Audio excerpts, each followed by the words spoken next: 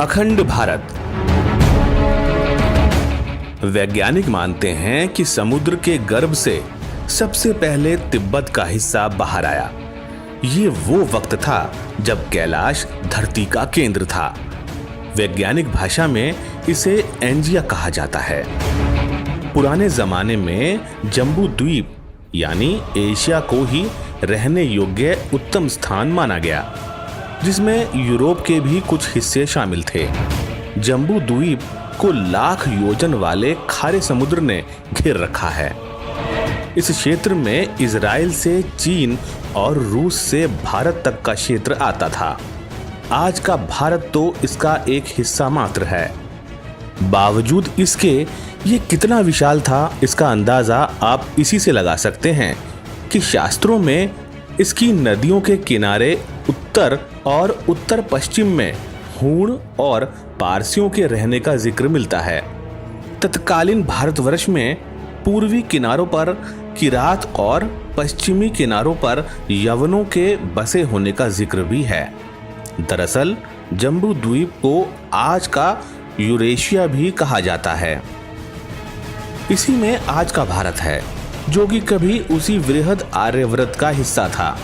अगर आप इस अखंड भारतवर्ष की सीमाओं को समझने की कोशिश करेंगे तो पाएंगे कि Iran, Afghanistan, Pakistan, Nepal, Tibet, Bhutan, Myanmar, Sri Lanka, Maldives, Thailand, Malaysia, Indonesia, Cambodia और वियतनाम से लेकर लाओस तक की सीमाओं को ये अपने आगोश में सिमेटे हुए था।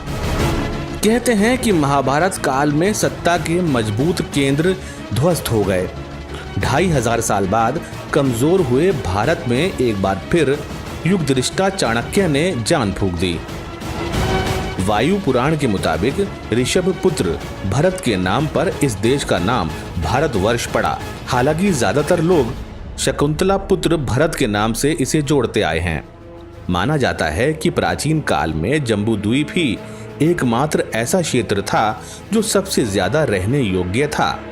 उसमें भी भारतवर्ष की जलवायु सबसे उत्तम मानी गई, जिसमें वितस्ता नदी के किनारे हम सबके यानी मानव जाति के पूर्वज महाराजा मनु और मां शतरूपा का निवास था। जब आर्यों ने सुदूर दक्षिण पूर्व तक अपने पैर पसार लिए तो पूरा भारतवर्ष ही आर्यव्रत में परिणित हो गया। कहते हैं महाभारत काल का भारत धीरे धीरे बिखरता चला गया। यवन और मल्लेच्छ हावी होते चले गए। हालांकि चाणक्य के नेतृत्व में एक ईमानदार कोशिश हुई। नतीजा चंद्रगुप्त से लेकर अशोक तक देश की अखंडता के प्रयास हुए, परंतु वो आगे नहीं बढ़ पाए। नए धर्मों का दौर शुरू हुआ। फिर सिंगापुर, मलेशिया, ईरान और अफगानिस्तान कब हाथ से निकल गए पता ही नहीं चला। उसके बाद मध्यकाल में हिंदुओं का भयंकर धर्मांतरण हुआ, या यूं कहें कि धर्मांतरित हिंदुओं ने ही पाकिस्तान और बांग्लादेश बना देश को आपस में बांट खाया। जब बुद्ध का समय आया तो भारत 16 बड़े महाजनपदों में बढ़ चुका था। हमारा आकार कितना कम हो चुका, इसका प्रमाण यही है कि एक वक्त वेद संपूर्ण मानव जाति के ग्रंथ थे, लेकिन आज वो हिंदुओं तक सिमट गए हैं। यहूदी हों या ईसाई या फिर मुस्लिम, सब वेदों से तो विमुख हो गए, लेकिन मत्स्य पुराण में वर्णित जल प्रलय की उस कहानी से अपना पिंड नहीं छुड़ा पाए, जो मनु की नाव को लेकर आगे बढ़ी थी।